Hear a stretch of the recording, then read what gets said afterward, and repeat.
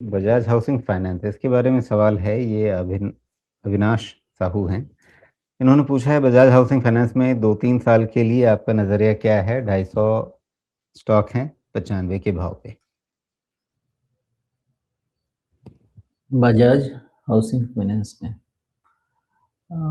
खैर इस पे तो हमारा मल्टीपल डिस्कशन हो चुका है। जहाँ पे लिया है वहीं पे ये शेयर खड़ा है। हाँ, करीब महीने भर पहले बात हुई होगी। जी। हाँ नहीं, उस पे भी वही चीज़ थोड़ा सा रेफर करना चाहूँगा, क्योंकि मेनली यही है कि मेरे अंदाजे से अभी तक तो जिस तरह से हम चल रहे हैं इस पे बजाज हाउसिंग फाइनेंस पे, हमारी समझ तो ठीक ही चल रही है। तो हम आईपीओ प्राइस से कितने दूर हैं? 95 आ गया। आईपीओ कुछ 70-75 के आसपास आया होगा। और अभी भी ये below 3.5 times price to book तो नहीं आया है। प्राइस टू बुक कितना है इसका?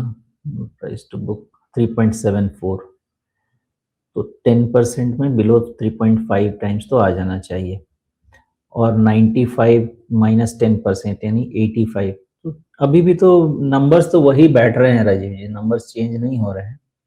तो बजाज हाउसिंग फाइनेंस में मेरा ऐसा ही अंदाजा है कि नॉर्मली ऐसा मैंने देखा है कि मेरी कोशिश रहती है कि एनबीएफसी, एचएफसीज, इनमें जब भी 2.5-3 टाइम के रेंज में रहे, अगर अच्छा फ्यूचर है, सब कुछ समझ में आता है, तो एडिशन करना चाहिए।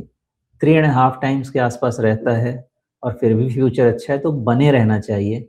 लेकिन 3.5 टाइम से 4 टाइम्स के रेंज में ऐड करना फर्दर थोड़ा सा रिस्क ऐड हो जाता है उसमें, तो वैल्यूएशन थोड़ा सा उतना रिच हो जाता है। तो अभी भी वैल्यूएशन इसका रिच है, जिसके कारण से मेरा व्यू तो यही रहेगा कि अभी चुपचाप रहना चाहिए।